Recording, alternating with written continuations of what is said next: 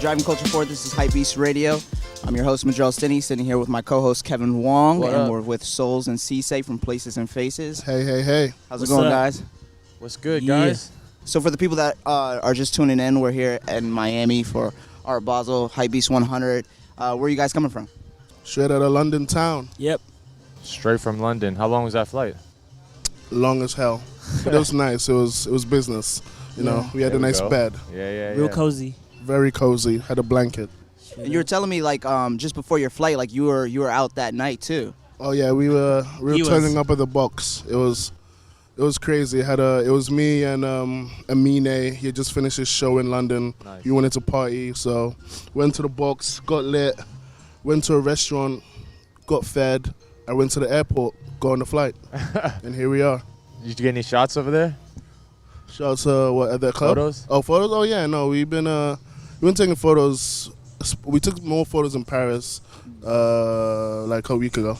Yeah, how is it these days with, like, you know, photography? Because I always see you guys out. So is it like, are you guys more selective? I mean, now it's like, not to say we've shot everyone that we admire and we like, but we have like relationships with, like, you know, the people that we've shot. So it's just a thing where we just hang out now. It's not like a job for us. It's not like, oh shit, we need to take a photo of this guy. It's kind of just like, oh hey, he's here, we're here. Yeah. Cool. You know, if we end up taking photos, that's cool. If we don't, we're still hanging out and getting lit. So. And how is kind of like, you know, building that relationship with people that you're shooting, you know? Because I think a lot of young photographers think you just run up on someone, snap them real quick, you dip out, you know? It's like, how do you guys feel about that? Just making, you know, people comfortable and like all that kind of stuff. I mean, you know, we just kind of, you know, put ourselves in their shoes. It's like if someone came to us and was like, hey, or just took a photo without even asking or not even like trying to, not say be friends, but just like trying to develop some sort of communication, then it kind of makes the situation awkward. So before we take a photo, we always ask, we always like show them our work so that they kind of know that we're not just here for like, one photo. Yeah, just one photo and dipping. Like, this is what we do and this is what we enjoy doing. And then if they'd like to, we can work on more stuff together in the future. And I'm sure, like, building that line of communication, like, makes for better photos, too. Like, you don't just want to get somebody, like, randomly and stuff. Yeah, definitely. That's why it's very important to, like, introduce yourself first and tell them what you're about and what you've done and what you plan to do. And instead of just, like, saying, take a picture and just post it on Instagram and, like, a couple of weeks ago, people forget about it. Yeah. Was it always like that when you guys first started out? Like, just taking pictures and... What, making relationships or just taking pictures? Well, just like the process of how you guys like shoot photos now, like was it always like that from the beginning? Yeah, pretty much. You know, like one of the first ever photos that, you know, we took was when I met A$AP Ferg in an elevator. Yeah. And it was kind of like, he was just randomly in there. As I was going down, I was just like, yo, what are you doing? He was like, oh, I'm going to the studio. I was like, oh, can I come? And he was like, yeah. And I was like, all right. I was like, oh, you know, I was so like taken aback. Like, it was just a moment of like, just like, oh yeah, can we do this? And, you know, it worked out. And, you know, from there on, we just kind of realized that, you know, asking, not even permission, but just like asking, you know, goes a long way than just like taking it then running away and in your head thinking, yep, we got the shot, and in their head they're thinking, who was this random guy that just took a photo? For sure. Yeah, and like before like the whole analog wave like just took over Instagram and stuff, like you guys were one of the first ones to like really have like own personal style and stuff. Like what drew you to like to film versus digital? To be honest, it was just easier to put in my pocket. Yeah? Yeah. More compact. Yeah, the camera is small. Fast. I don't like holding like big things. Pause. And you know, it just felt, and you know, I guess that's the easy answer, but for us it's like we like to document stuff and like we like, not say nostalgic like things, but I guess that's kind of like things that are tangible. Trend. Yeah, it's like also it's more of a casual like equipment, instead of having like a big camera in someone's face like a paparazzi. Just something small where you're just chilling with someone is more. Yeah, it's more like it's like a playful thing. You know, in the beginning, like, you know, as you said, like I guess we were one of the first ones. So in the beginning, no one really took it seriously that these cameras could like bring out so much depth. So it's kind of like, yo, can we take a photo? They look at it as like, oh, disposable cameras you'd have for holidays. So people just look at it like, oh, okay, it's whatever. But now they kind of see the potential. So I guess all the brands and companies are kind of going with that aesthetic now because it's like easier and it's less costly, but it also brings out the same type of quality that you'd pay someone a large amount for. Yeah, going off of quality, I think one of the like biggest misconceptions about like film is that the quality is low. Like it's very grainy. You don't get much depth of it and stuff. But like the photos that you guys take, they look just as crispy as like digital photos. Yeah, I guess it all kind of just depends on the film. You know, it's like what you're investing in. Like the same way you invest in like a big camera or like a proper high quality camera, it's the same you'd want to invest in like a small compact camera. So you know, you have like different cameras like the Yashicas and the Contaxes, which are like very popular and they give out great results. Or you can go for like a Nikon, which is still a good camera, but cheaper results and a cheaper image. So, you know, it's those kind of things you have to take into account also. And when you guys both started like, you know, doing film, I'm pretty sure like price, like the cost of like developing film was probably like, you know, something that was like a hurdle for you guys. Like what was like that first encounter where it was like, oh, it's going to cost this much? Because a lot of people always say that like, you know, developing film costs a bunch. Oh yeah, no, it was expensive. Like, yeah, it's worth it. Because like when we were first doing it, I guess we had more patience. Yeah. So like I guess if you like develop a film at a store, the longer you leave it, the cheaper it becomes. So it's like we could leave it there for like a week and it'll be like super cheap. Yeah. But now because we're always on the move, always traveling, and we always need the pictures ASAP, we literally pay for like 1 hour high quality services, and you know that could run us up to like at least £500 a day, and we shoot like every day. So with you guys, you know, traveling around so much, shooting different events and parties and all this kind of stuff. Do you guys have to look for people to develop the photos in the spot that you're traveling to, or do you guys bring it back, or how does that kind of work?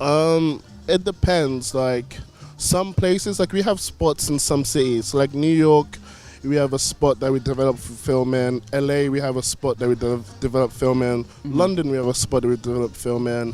I think Toronto also. Yeah. But then when it's like Asia, we haven't quite found our spot yet, so we kind of have to wait till we are in a city that we have a spot in. Yeah, for sure. And with like, you know, like waiting in some cases to like develop these films and like still doing things like in the meantime, are there times where like you forget you had a role and then you develop it and you're like, wow, I didn't even know these photos were on this one? Oh yeah, no, we've definitely come into those circumstances. We've lost rolls of film, like it will be like in our bag or something, and then we have, because we always put in like these like, you know, those like bags you get in at the airport, like those kind of, so we kind of put it in those bags, but then sometimes we might forget and leave it in our jacket pocket, and for like a month or 2 months, we might not even, you know, realize that we lost that roll of film until we find it, and then as you say, like, oh snap, this was part of this story.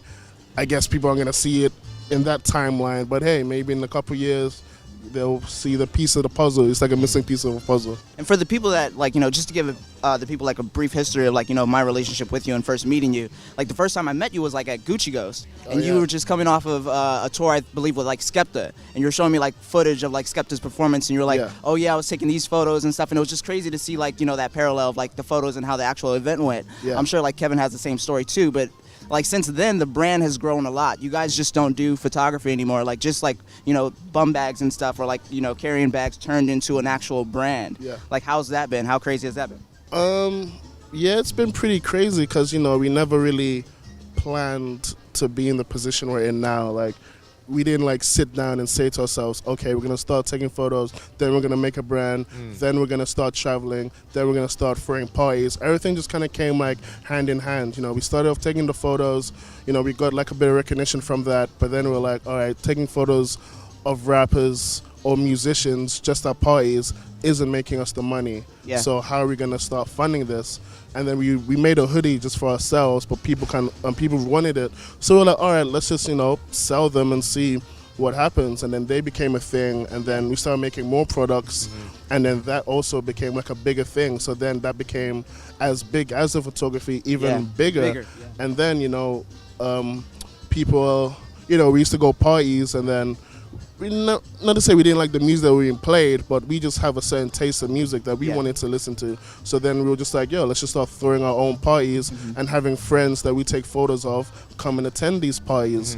And then, the parties became a thing, and then the pop-ups became a thing, and then, we launched our first magazine this year, and then we're making that into a thing. So it's just kind of like we're taking things step by step and just trying, just like whatever we think that, fits in with our brand and like fits in with what we like to do. We just, see what happens, and if it works, it works. If it doesn't, we hold on to it and see if it works in a couple years. Cool. Yeah, and you brought up like a great point. I do believe like that the merchandise that you guys make has become so big that a lot of people might not even know that Places and Faces is a photography collective. Like, is that ever like a challenge for you, or like something that you guys really want to just like force? Like, hey, no, re-influence that. Hey, look, we take photos, but this is our brand too. Like, it means a lot more than just like clothes. It kind of depends. It's like most people who are into like wearing like brands or into photography, like it's whatever people are into. Like if they're into both, that's cool. If they're into either one more, that's also cool. It's a bonus. But like we're trying to like spread our demographic to other creative outlets to what people are interested in. So it's whatever works with anyone. I mean, it's to go on what his said.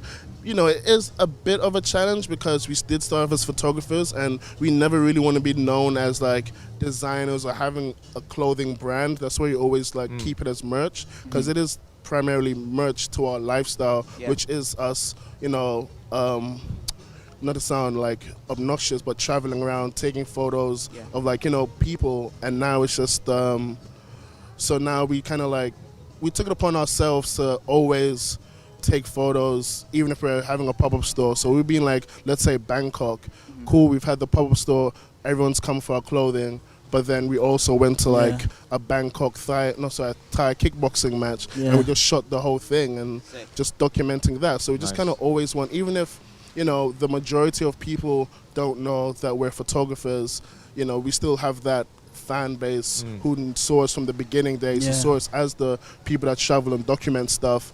So we always, kind of like push it towards that, even if like the whole world doesn't know yet that we take all the photos on our Instagram. Yeah.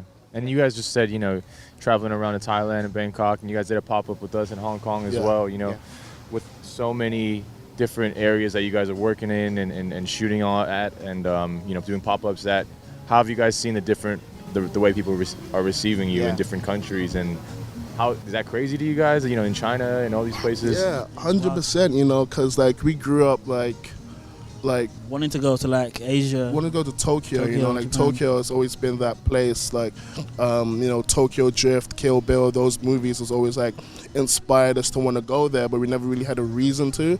And then people then contacting us, asking us to do pop-ups in their cities. That is our reason, and so we never really turn down an opportunity unless it's a bad opportunity. But we just kind of like, as we said before, like just go there and travel, and then meeting all these people that know about us through our photography or through our clothing, because that's pretty crazy. We never, like I said, we never really planned on being in the position where we're in right now. So to see all these people interested in our stuff and wanting us to have our stuff or wear our stuff, that's like crazy. Like, like like I said, none of this is planned. Everything we're doing is just like a thought that we probably have like a month or even like 6 months before we do it. So everything's just kind of like, all right, cool, what can we do next? What city can we hit next? Who wants us in this city, or who wants to get people stuff that can't actually get it? Because like, for example, we have in Russia, these guys made like a Russian like fan page. Like there's a Russian Instagram account, and they even have like this kid who runs the account has like a P+F tattoo. Jeez. And that's crazy. Some other, we've seen like a bunch of kids with tattoos with Places+Faces, and I was like, wow, like that's crazy. Like, where do you think your biggest kind of like fan base is? You guys are from London, right? So like, I mean, London is always home, so I think that London will always be like the home base for us. But in terms of like other cities fan base, I don't know, like we had like a big response in Tokyo and Seoul and Hong Kong, which is also surprising. Bangkok was good too. we did ComplexCon this year, and this is our first time having a proper presence in America. Yeah. And we were told that was like we had one of the best booths out there. The line, the line was so like long that I didn't even get to like see ComplexCon for what it was, because we just had everybody just like at us. But people were complaining, other booths were complaining because no one was, not saying that no one's going to their booths, but queues were in the way. Our queues were in the way of their booths, so it was pretty interesting and crazy to see as well. Do you think you'll do like more pop-ups given that like the success of ComplexCon like in the States? Yeah, 100%. Next year I think 2018 is where we're definitely gonna start pushing our mark towards America. I think this year we focused our time majority in Asia, so we did Bangkok, Seoul, Tokyo, Hong Kong. We were in Shanghai for an event. So we did at least 6 or 7 cities in Asia, so I think definitely next year we're definitely going to come to America. Yeah, and that's kind of interesting because, you guys are just getting into the, America now, but a lot of your content and the stuff that you guys are into, music and whatnot, is, American hip-hop and culture and stuff like that. How did you guys get into that when you guys were out in London? I guess like a lot of the artists from America, so, like we said, we shot like Ferg when we were in New York, and then a lot of these artists will come to London and be like, oh, you're those guys from New York that one time, and then that's how the relationships grow, and then that's how we just kind of like connect to the point where like we've worked with like Ferg, Rocky, Amine, Big Sean, Metro Boomin, and these are all people that we can say are friends, and not just like, oh hey, can we have a photo and dip? It's like these are genuine like friends of ours. Nice. And so that's pretty good. And so given that the way that your guys' brand operates is that it's not just focused like on photography, or it's not just focused on clothing and stuff too, do you guys ever have like ideas for like what a permanent space would look like? Because I'm sure it just wouldn't be like a clothing store, it just wouldn't be like an art gallery. Like how would that look like? I mean, we've had ideas, and I guess the Babe Rizzoli book that came out in, I think, was it 2009? Mm-hmm. I think it was, like, they have, like, we look at that book every day, and it's just, like, just to see, like, their different, like, just, like, how they did things, they had, like, the cafe and stuff like that, and I think for us, if we were to ever have, like, a permanent space, it would probably be, like, a film store, because there isn't actually film stores that are cool. There's film stores you can develop film, and the people are, like, nice, but it isn't, like, a place where you can kind of like hang out and like play like Xbox while you like develop your games, or like listen to like good music, because for example, imagine you're in a city where you don't really know anyone, you just want to develop some film but you don't know where to go, you're not really like a tourist or anything, so you're waiting around like an hour or 2 hours just to like get your roles developed. So instead of just sitting outside, why don't you just come inside, have a drink, listen to some music, play some games, and then when your film's done, you get it and you dip. So that was kind of like our idea. Hopefully one day, you never know. Yeah, I mean, from that, it sounds like you guys are pretty interested, or at least, have thought about kind of developing this like photography culture and like film photography culture and stuff. How do you guys feel about being a part of that? And also, where do you think it's going to kind of continue going, I mean, it's good to see that like we've made a mark, and then we have our own distinct style, or people can recognize us for our photos, because to quote Gucci Mane, you can get lost in the sauce, because a lot of people are shooting in film now, which is a good thing. It's like kids are able to pick up a camera and just go, like you don't really, not say you don't have to go to school for it anymore, but because of the internet and because everything's so quick, is that you can just kind of like just do things now. You don't have to wait. You don't have to go to school for it. You can just go. And, that's a good thing. But then, at the same time, it just kind of like overproduces a lot of things. And then, there's so many kids now that are shooting, that are photographers and, shooting in film, that no one really has a voice anymore. Or so it's kind of difficult for some people to branch out, even though they could be like the dopest photographer, but there's like 15 other kids who might be half as good but are doing way more than that person is to get themselves more out there. So it's kind of like a catch-22, you know. It's like you do it because you love it, but at the same time, there's people that might want it more than you. So, and you brought up a good point of just like, you know, just how fast-paced this generation is, just given like, you know, the internet and the accessibility for like most photographers, how like, you know, they can just go buy a camera and then start like shooting and stuff. Like, I'm pretty sure you guys always get access, like, you know, how do you shoot the specific style that you shoot? Like, you know, what camera do I need to get this type of photo and stuff? Do you believe that it's the camera, or do you think that it's the cameraman or the film? Like, what do you say to, like, you know, those early beginning photographers that are trying to develop their own style? You know, it's definitely the cameraman. Like, you know, the camera is the camera. The camera is just like the window, but, you know, it's the guy who, you know, cleans the window that, you know, gets the merits and stuff. So we definitely think, you know, being a cameraman, not to say you have to have the eye or anything like that, but to have your own voice, you have to have the eye. Because, you know, like I said, anyone can pick up a camera. You can buy a disposable camera. You know, your mom could be the best photographer as a holiday photographer, but she might not be the best landscape photographer or portrait photographer. So you just, you know, it's just like being, I don't want to say being different, because it's hard. Not say it's hard to be different, but like I said, it's a very oversaturated market at the moment. But you just kind of have to like push through. So, you know, take your photos, but then maybe be the guy that, you know, takes the photos and then just, you know, not say shoots them in black and white, but just does something different with it. Have a niche, and you know, develop on it. Try and find your own niche, even though it's difficult right now too. You're just always gonna have to find something that works for you and see how you can make it different from the rest. You mentioned earlier that you guys, like, you know, dropped a mag earlier this year. Do you think you'll be doing more print, like, moving forward? Yeah, we've been working on our second issue. Yeah. Hopefully it comes out in February.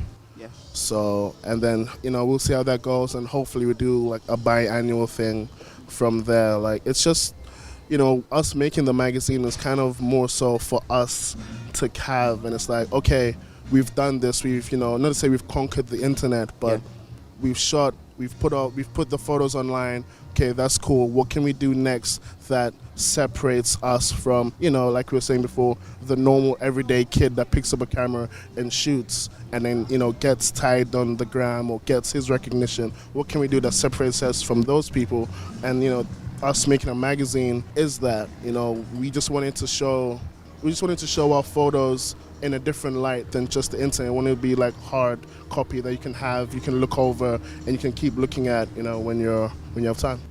And you humbly said that, like, you know, you felt that you guys didn't like master the internet, but I think you guys have mastered, like, you know, the art of like shooting music culture. Do you think you'll ever like pivot from music culture and start like documenting a different like facet of culture?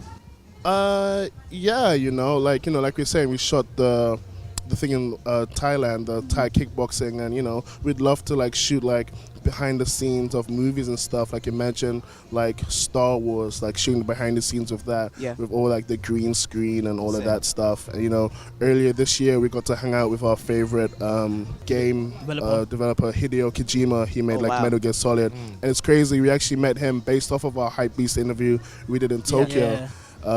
Quick story on that. We got asked, who'd you like to shoot while you're in Tokyo?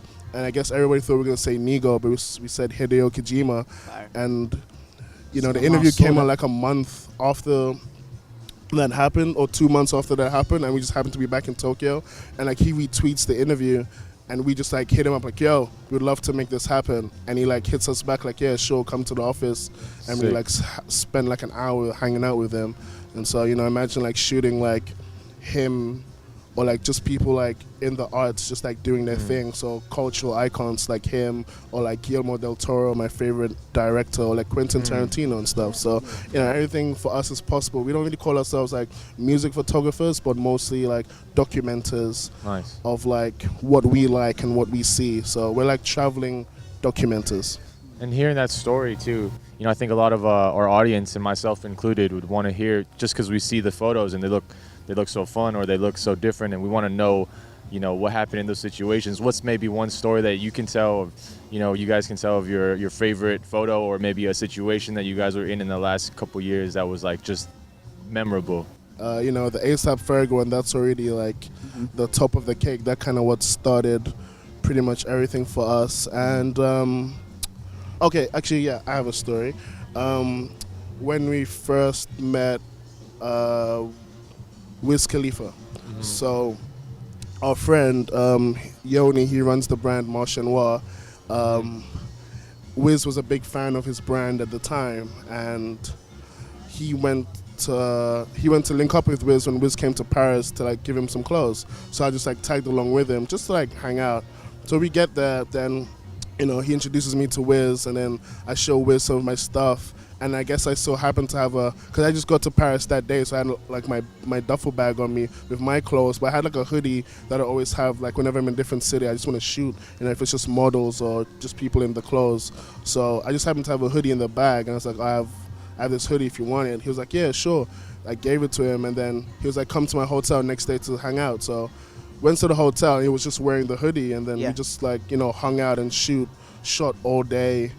And it was my birthday that day too, so it was like cool. And then we went to the club, and just had a good time. And then from there, he was like supporting us a lot there too. And that was like the early stages. That was like I want to say 2014, 2015. Yeah. So that was like a memorable story because it was on my birthday too. I think like a lot of things happen on my birthday. I mean, I'm never at home on my birthday.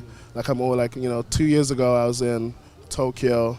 Then last year, was it last year I was in Tokyo? Yeah, last year I was in Tokyo, and then obviously this year I was in LA because it was the day after ComplexCon. So yeah. Given that you guys are like always surrounded by like these memorable moments and stuff, like how do you guys stay like just calm or like humble during these situations where you're just placed there and you're like you might be next to your favorite like video game developer or your favorite like music artist? Like how do you stay calm in these situations? I try and see it through their eyes as well. Yeah. Like we're all, at the end of the day, we're all like human beings, and we all like live lives after the art. We just do regular stuff afterwards. So I try and treat it like that, honestly. Yeah. Yeah, like we're just very like calm people in general. Like we're not, like we turn up when it's time to turn up, but on a regular day, we're just like playing Xbox or like just chilling or just watching movies. It's like. We're just very like collective people, like as you're saying, we're just looking through their eyes. It's like we just want to give off the same energy that they're giving off, and we don't want to make things like awkward or like like another story to fit in with this is when I met Kanye in a club in Paris. He's in the club, everyone's turning up, and he's having a good time, and then he just looks at me. And then I just look back, and like he nods his head, I nod my head, and it's like, yo, he just like ushers me to come to his table and stuff. Yeah. So I'm like sitting at the table, and I'm like, hey, what's up? He was like, hi, I'm Kanye. I was like, I know. And, and then we're just like, chilling, and then I'm like, yo, can I, we're all like, everyone's having fun and everyone's turned, but at the same time, I don't want to feel like the elephant in the room. Yeah. Like I don't want to like be the guy that just kind of like overstays his welcome. So I was like, yo, it's great meeting you. I loved your album. Can I take some photos of you before I leave? He was like, yeah, that's cool. Took a couple photos and dipped, and then developed the photos the next day because I was just wanted them out there. But at the same time, it was like, imagine if I went there as like a super gassed like guy, like, yo, oh my God, wow, Kanye, I love you. It would have made things a little bit awkward, and it might have been we might have had the same response to ask him for a photo as we did when I just went there. It's just like a normal guy having a good time and sitting next to the best rapper in life. Yeah. So what do you guys see in being like the future for Places and Faces? I mean anything and everything, Places, Faces, Airlines, or whatever, Furniture. Yeah, furniture, like everything, just Travel anything luggage. And everything that we can do in this lifetime. Nothing is ever too like great for us to do, or nothing is unreachable.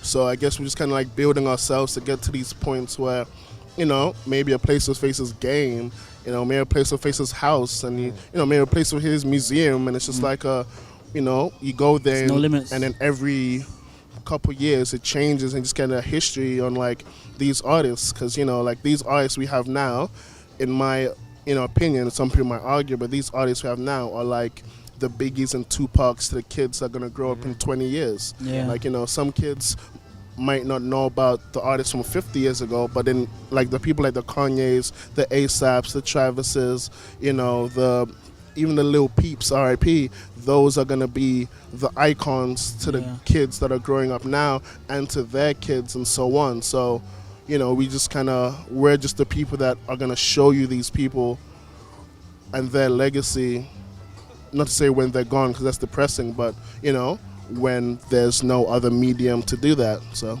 and a great way that we like to end our podcast is that, you know, we like to ask our guests, if you were to go back to yourselves when you were first starting out and offer yourselves like some words of wisdom or some words of advice that would help you, like, you know, progress even faster than you've done, like, what would you say? I'll tell myself, like, I'm not gonna make it, like, shit doesn't go well, so that way I go even harder. Wow. And like motivate myself more. Yeah. What would I even say? If I could do my Marty McFly mode and go back to the past, what would I tell myself? Make Uber. Invest in Bitcoin. Yup. That's the one. That's the one. Good one. All right. Cool. Thanks for stopping by, guys. No problem. Thank you, HYPEBEAST Radio. Peace.